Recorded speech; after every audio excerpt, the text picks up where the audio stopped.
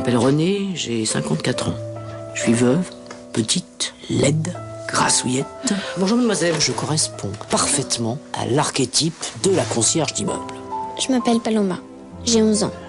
Depuis très longtemps, je sais que la destination finale... Ah Paloma, mais pourquoi est-ce que tu te caches comme ça? C'est le bocal à poisson. Mais ce qui est certain, c'est que dans le bocal, j'irai pas. J'ai été transformée dans ce hérisson remarquable, tiré du bouquin de Muriel Barbery.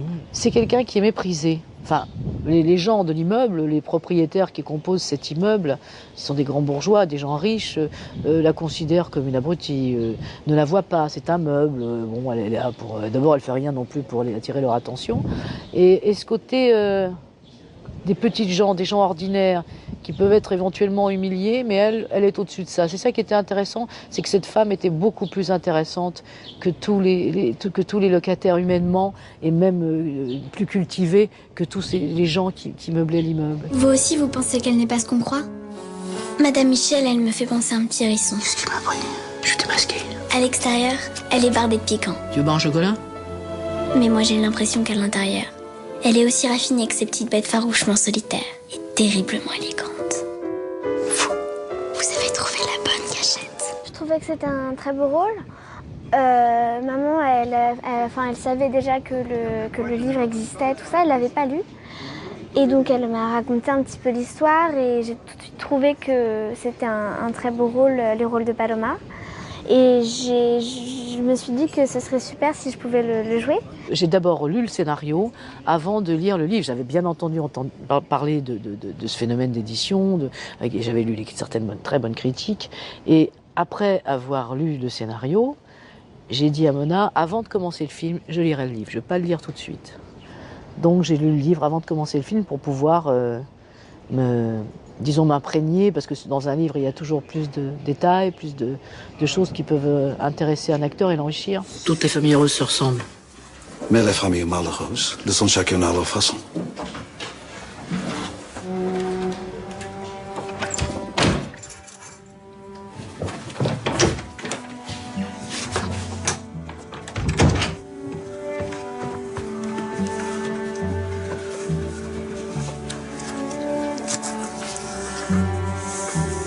Toutes les familles heureuses se ressemblent, mais les familles malheureuses se sont chacune à leur façon.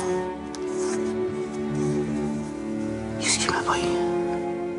Renée est habillée d'une certaine façon, pas très élégante, il faut le dire, parce qu'elle s'en fiche. Elle se fiche de son aspect physique, elle a décidé de l'oublier.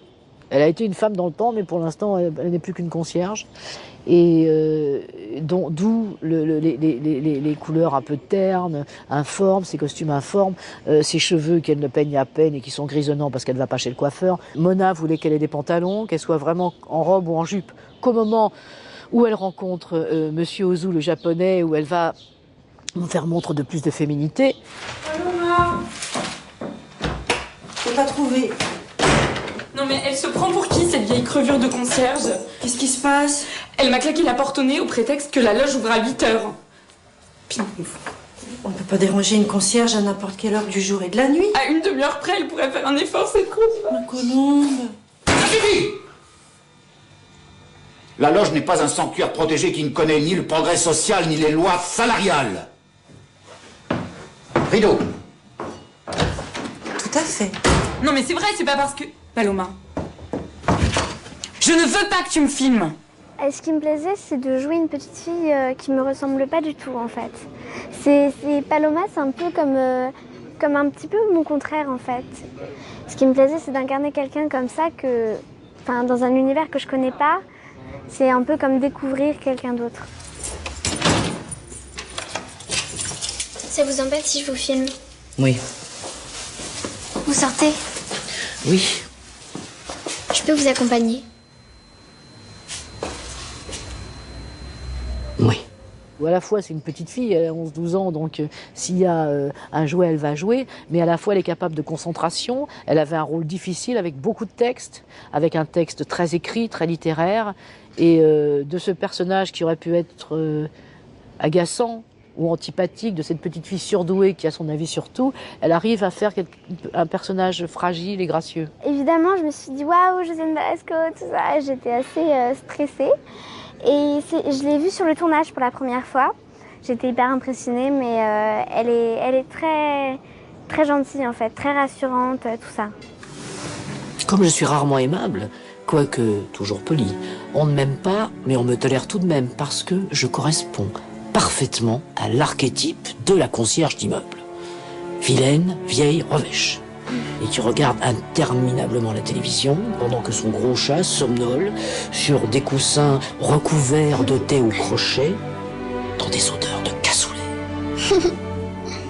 La philosophie de l'histoire, du film et du bouquin, c'est aussi qu'il faut aller au travers des apparences, qu'il faut aller au-delà et que l'autre peut être quelqu'un de très intéressant, d'enrichissant même. C'est un super beau film, je trouve. Je suis hyper contente d'avoir tourné dedans. Mais enfin, vous vous habillez pour aller dîner chez les autres. Mais je vais jamais dîner chez les autres. Pourquoi? Parce que je pense que ce n'est pas une bonne chose. On peut savoir à quoi vous jouez? Je joue à rien du tout. Je crains d'être un peu sauvage. Plus tard, je serai concierge. C'est une très bonne idée, ma chérie. Et si nous pouvons faire quoi que ce soit pour t'accompagner dans cette démarche, tu sais que nous sommes là pour t'aider, n'est-ce pas, ma chérie? Tout à fait.